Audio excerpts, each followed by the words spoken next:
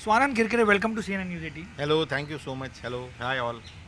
स्वानंद, हम यहाँ हैं IPRS एंड साइजेक द्वारा ऑर्गेनाइज किए गए सेमिनार में, जहाँ बात हो रही है fair value of music in the streaming world. क्यों आज ये इश्यू इतना रेलिवेंट है आपके अकॉर्डिंग?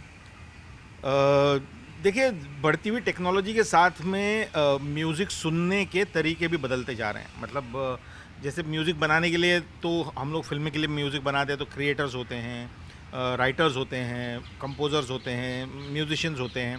और वो जब म्यूज़िक का पीस बनता है तो पहले ये होता था कि हम कैसेट और सीडी पे सुनते थे, उसके पहले रिकॉर्ड पे सुनते थे। लेकिन अब धीरे धीरे क्या हुआ, वो सारा मामला आउट हो गया है और नया सुनने का सिस्टम आया है जिसको स्ट्रीमिंग प्लेटफॉर्म्स कहते हैं। यूट्यूब हो गया या और दूसरे स्ट्रीमिंग प्लेटफॉर्म्स है, स्पॉटिफाई वगैरह जिनको हम जानते हैं। अब उनके ऊपर जब म्यूज़िक जाता है तो वहाँ पे एक रेवेन्यू जनरेट होता है नए नए तरीके से।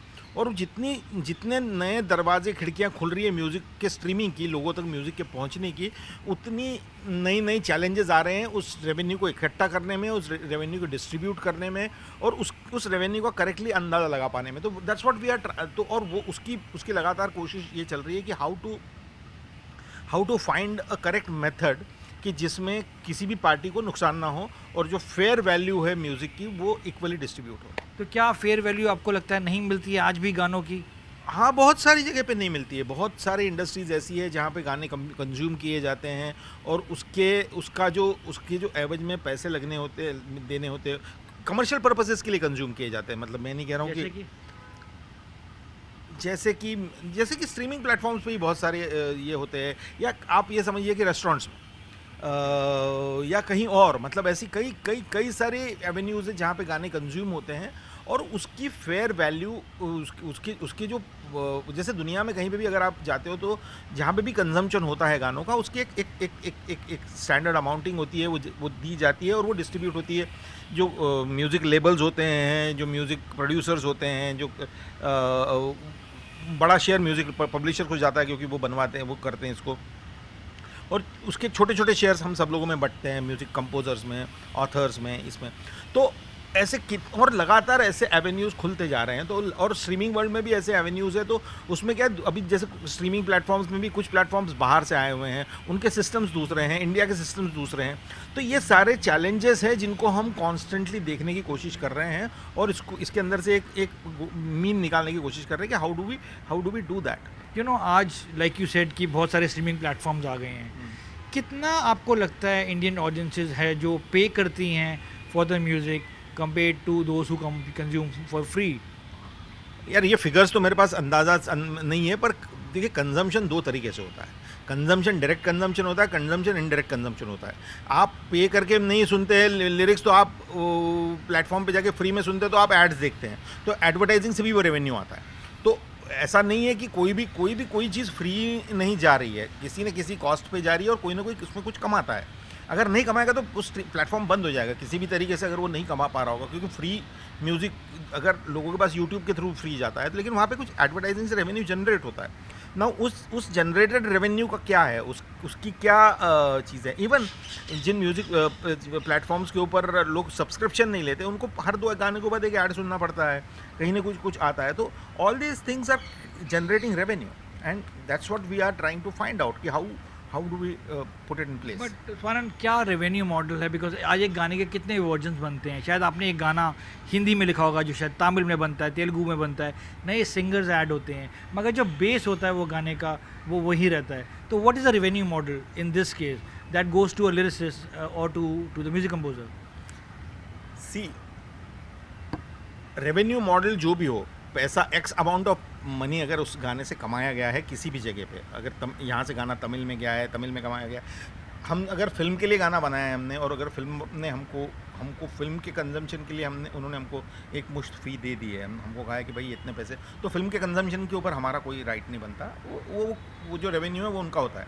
लेकिन उसके अलावा फिल्म के इतर जहाँ पे भी वो गाना कंज्यूम होता है, वहाँ से जो रेवेन्यू आता है, उस रेवेन्यू के ऊपर कॉपीराइट हमको हमारी रॉयल्टीज़ मिलती है, जो वर्ल्ड ओवर प्रैक्टिस है, ये कोई सिर्फ इंडिया में नहीं होता।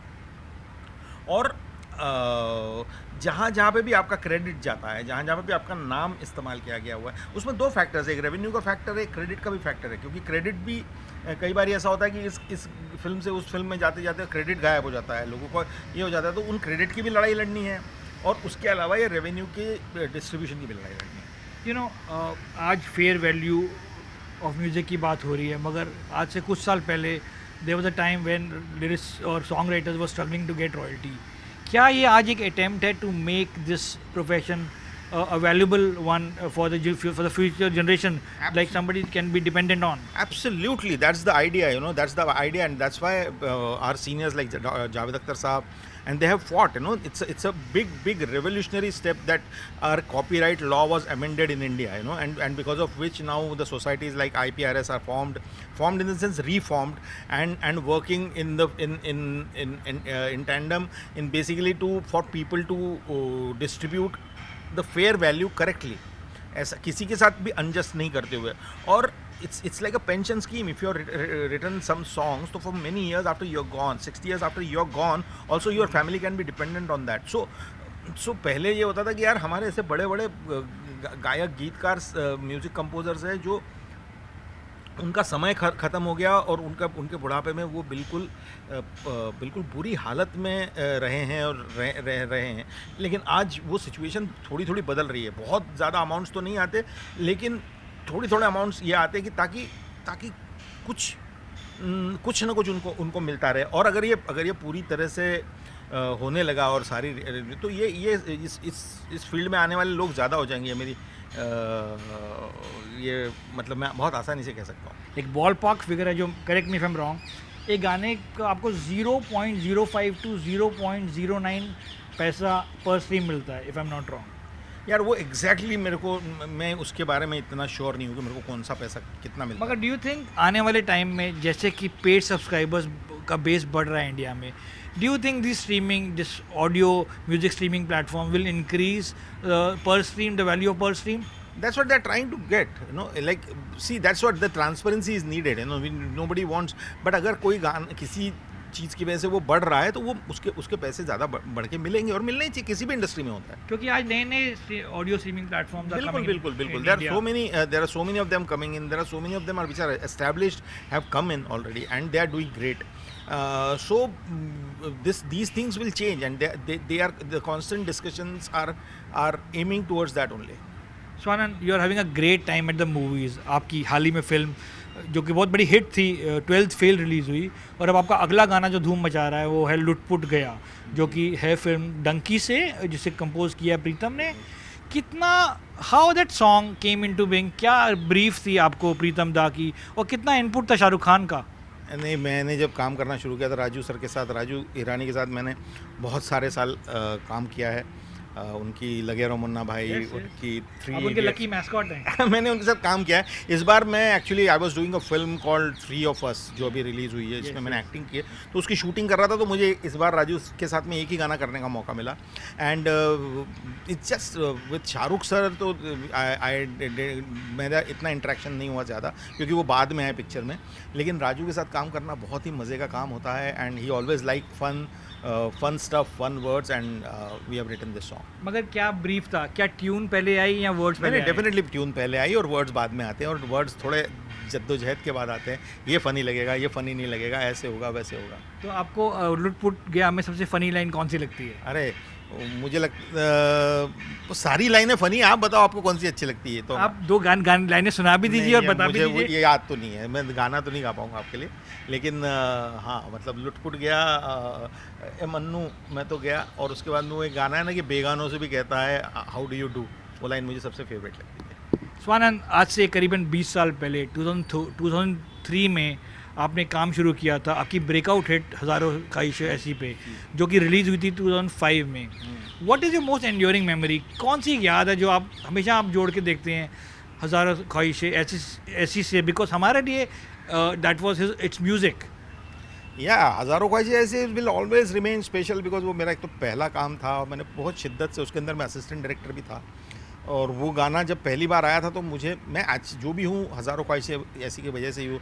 हज़ारों ख्वाहिशें ऐसी का गाना जब पहली बार मैं रिकॉर्ड कर रहा था, उस दिन उस रिकॉर्डिंग स्टूडियो में एक इंसान थे जो अपना काम कर रहे थे। ही लुक लाइक अ बैंक का ऑफिसर, नथिंग लाइक, बट वो उन्होंने गाना शांतनु मोहित्रा ने उनको कमरे में बैठा के सुनाया और उन्होंने मुझे दूसरे दिन बुलाया. His name was Pradeep Sarkar, late, is gone now, God bless his soul. तो अब वो हमारे बीच नहीं है, लेकिन उन्होंने मुझे तुरंत में मिला. उन्होंने मुझे दूसरी बड़ी पिक्चर ऑफ़र की, जो मेरी ज़िंदगी की सबसे बड़ी पिक्चर साबित हुई, दूसरी, परिणीता. वहाँ से मुझे वो विनोद चोपड़ा के पास ले गए. तो Babraman is the starting point of my career, a starting point which is given me identity, love, everything. Even if I talk about Lutput Gaya, somebody talks about Bavraman, you know. So it's a constant. The journey is like from one. I think I was lucky that मेरा पहला ही गाना मेरी ज़िंदगी का सबसे अच्छा गाना बन गया. उसके बाद में उसी को मैच करने की कोशिश में मैं सारे काम कर रहा हूँ. और कितनी खुशी की बात है कि 20 साल बाद आज वो गाना एक स्ट्रीमिंग प्लेटफॉर्म पे आया है, जो कि हम सब स्ट्रगल करते थे उसको ढूंढने के लिए. वो भी बड़ी बात है. उसमें भी मैं बहुत सारे लोगों को थैंक्स कहना चाहता हूँ, क्योंकि क्या होता है कि इतने सारे सालों में चीज़ें बदलती है. वो किसी और रिकॉर्ड कंपनी के पास था, वहाँ से वो कैटलॉग कहीं और चला गया. वो गाना किसी के ख्याल में नहीं था.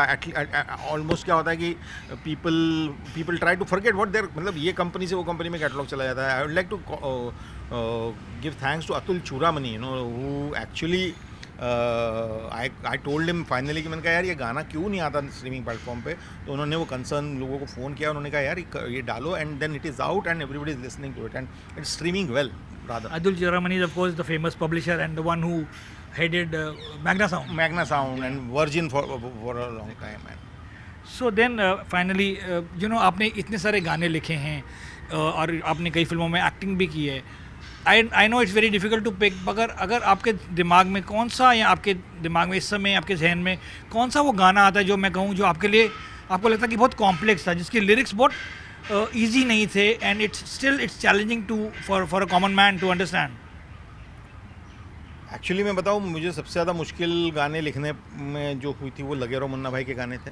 बिकॉज मुझे ऐसा लगा था, मैं तब परिणीता लिख रहा था, बाबरामन लिख रहा था, और सडनली वो पूरी लैंग्वेज चेंज करके बम्बैया लैंग्वेज में गाने लिखने थे. और उसमें बंदे में था दम एक गाना था. तो ये सारे गाने लिखने में काफ़ी ज़्यादा मेहनत करनी पड़ी थी, और उसमें काफ़ी समय लगा था वो लैंग्वेज अडॉप्ट करने में. जो आपको सबसे आसान लगता है ना, वो आपके लिए कभी कभी बहुत ज़्यादा डिफिकल्ट हो जाता है. वही मेरे साथ हुआ था. मुझे लगा था कि बम्बैया तो मैं चलते फिरते लिख लूँगा, लेकिन बम्बैया लैंग्वेज में पोइट्री लिखना was becoming difficult for me. So then you know, her music her poet lyricist का एक कंफर्ट जोन होता है. तो स्वानंद किरकिरा का कंफर्ट जोन कौन सा है? मतलब if somebody ask you to write a song in a situation, तो आपका सबसे कंफर्ट जोन कौन सा है जो आपको मदद करता है स्ट्रक्चर करने में एक गाने को? ये बहुत कंफर्ट जोन तो नहीं. इतने सारे सालों से जब आप प्रोफेशनली काम कर रहे होते हो तो आपका जोन बन जाता है. लेकिन मेरे पास जितने लोग गाने लिखवाने के लिए आते हैं, they come to me for some meaningful, some poetry based song. So I basically I do that, you know. मैं बाकी के गाने लिखवाने के लिए वो किसी और के पास चले जाते हैं. तो which is a good thing, which is a great thing, because that is my comfort zone. So Anand, thank you so much for your time, and I can't end this conversation without requesting you to give us few lines of Bavaraman. That I'll do.